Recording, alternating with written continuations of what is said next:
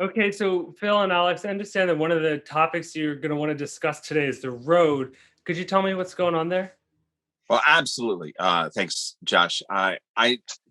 Our biggest priority for our group is to make sure that whatever restrictions are imposed don't cut out the SLC residents who respect and love the basin, particularly the campground and the trails off of the access road.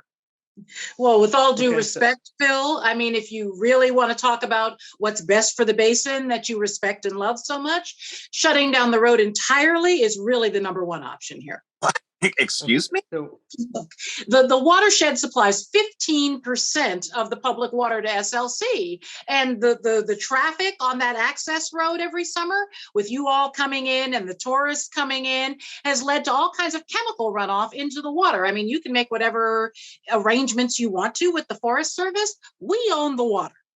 Okay. And, okay, no matter how many signs we put up telling everybody, stay out of the water, no swimming, you all have some sort of, I don't know, spiritual connection to the land. And so you feel like it's okay for you to just go ahead and jump in or wash Oh, your clothes in it when so you're you want shopping. everything all to yourself? I Well, yeah, I mean, that's really the only essential use for that road is access to the watershed. Anything else just leads to erosion of the land and runoff into the water and contamination.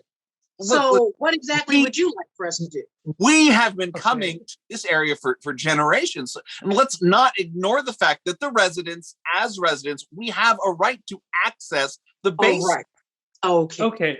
Yeah. So I just want to jump in. Sounds like there's a lot of information flowing back and forth there. I just want to kind of make sure I'm capturing all that. Alex, I'm hearing that for the Salt Lake City Public Utilities, water cleanliness is something that's very important to you. If I'm understanding correctly, it sounds like you feel very adamant about that. I'm also hearing that you mentioned some signs and that you all are feeling ignored with regard to those signs.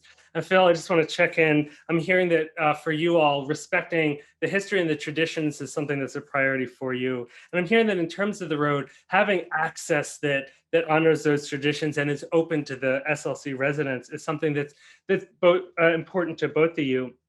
So I just want to check in and ask a little bit more about the history of how we got here, and if you could talk more about maybe some of the past activities of the people who have used the land in the past and how the Salt Lake City public utilities have managed to keep the water in the past.